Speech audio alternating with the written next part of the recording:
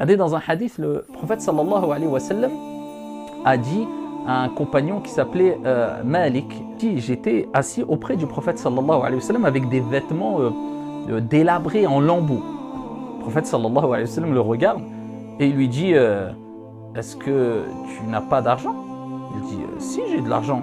Il dit tu as des bienfaits, tu as des biens, il dit bien sûr, j'ai plein de biens, j'ai ceci, j'ai cela, il rapporte qu'il a plein de biens et toutes sortes de biens.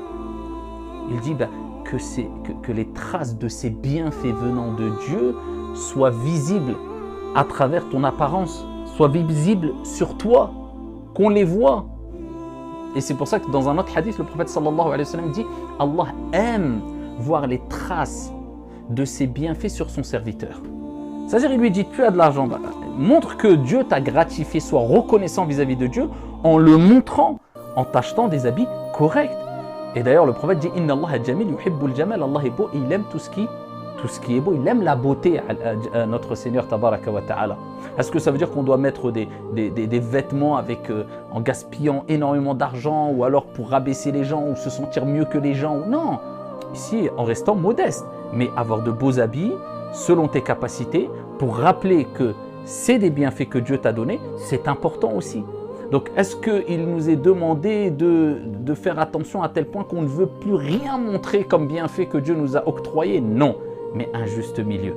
Et d'ailleurs, croire que l'islam appelle à la discrétion à tel point qu'on ne peut même plus profiter de l'argent ou d'une richesse quelconque ou que ça soit interdit carrément d'être riche en islam, c'est une erreur.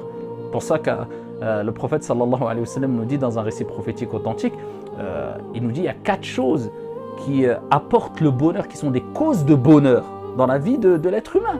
Et il dit, alayhi salatu wassalam, parmi ces 4 choses, donc il dit zawjatu saliha, la femme vertueuse, il dit le bon voisin, le voisin vertueux, et il dit aussi la maison vaste, et aussi la bonne monture. Donc le fait d'avoir une belle monture, une bonne monture, c'est une source de bonheur, il n'y a pas de mal. Et le fait d'avoir une grande maison, même une belle maison, c'est une source de bonheur, il n'y a pas de mal. Mais la richesse doit être encadrée, elle doit avoir un cadre. C'est-à-dire que la première des conditions, il faut que la source de cette richesse soit licite.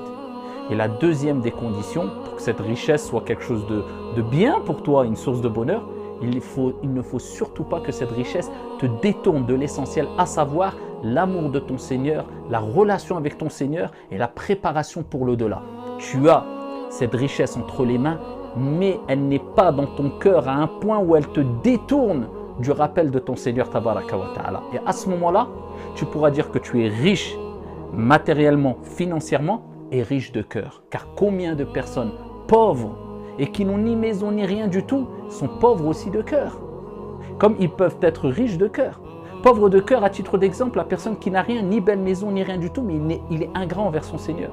Il n'a aucune relation avec son Seigneur. Il n'est pas reconnaissant vis-à-vis de Dieu. Il ne se prépare pas pour l'au-delà. Donc celui-là, pensez-vous qu'il est meilleur auprès de Dieu que celui qui est riche matériellement, mais par contre, il n'est pas détourné du rappel de Dieu, il se prépare pour son au-delà.